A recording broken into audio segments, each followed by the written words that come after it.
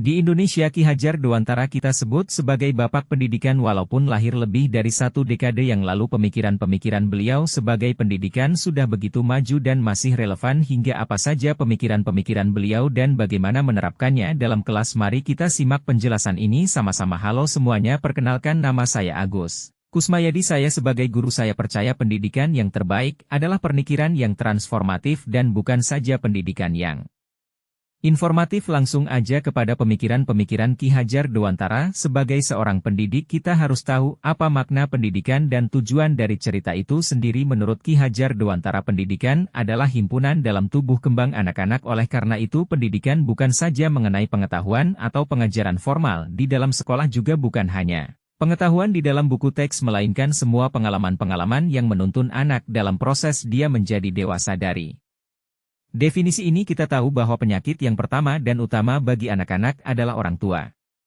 Pemikiran Ki Hajar Dewantara melihat bahwa setiap anak unik dan berbeda sesuai dengan konsep alatnya sendiri. Seumpamanya tanaman, ada berbagai macam tanaman yang ada di taman, ada tanaman padi, ada tanaman jagung yang berbeda dan unik sesuai dengan kodrat dari tanaman itu sendiri. Begitu juga anak-anak di dalam kelas kita, walaupun usianya sama dan berada di kelas yang sama, mereka memiliki potensi dan keunikan mereka masing-masing. Hal ini adalah sesuatu yang lahir bersama dengan anak-anak yang merupakan anugerah yang penting kita, dan sebagai pendidik tugas kita adalah mempersiapkan lingkungannya. Kita tidak bisa mengubah susu tadi menjadi biji jagung, tetapi kita bisa mempersiapkan tanah yang terbaik, pengairan yang terbaik, sinar matahari dan nutrisi yang cukup sehingga setiap tanaman ini boleh bertumbuh menjadi tanaman yang berkualitas tinggi. Ini menegaskan tugas kita sebagai pendidik adalah penuntun. Tugas kita adalah mempersiapkan pengalaman-pengalaman belajar yang terbaik buat anak agar mereka mengeluarkan potensi yang maksimal dari diri mereka sendiri. Hal ini sejalan dengan pandangan konvergensi teori yang juga dianut oleh pemikiran Ki Hajar Dewantara, yaitu bahwa anak-anak bukan merupakan kertas kosong yang bisa diisi seenaknya oleh pendidik. Anak-anak juga bukan merupakan kertas yang penuh dengan tulisan sehingga apapun yang dilakukan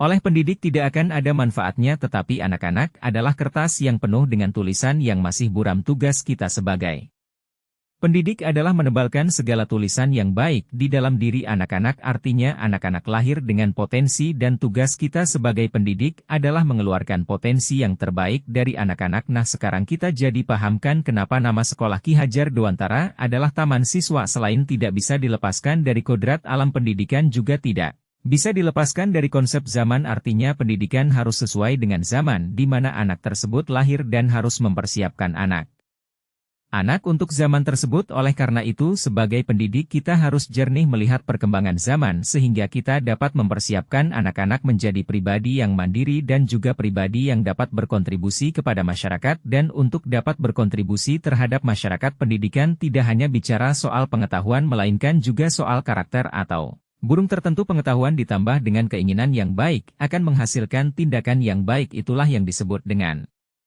pendidikan yang hobi. Dari pemikiran Ki Hajar Dewantara ini, saya sebagai seorang pendidiknya harus berfokus kepada anak, bukan kepada konten, ciri khas dan teknologi, tetapi bagaimana menggunakan semua perangkat pendidikan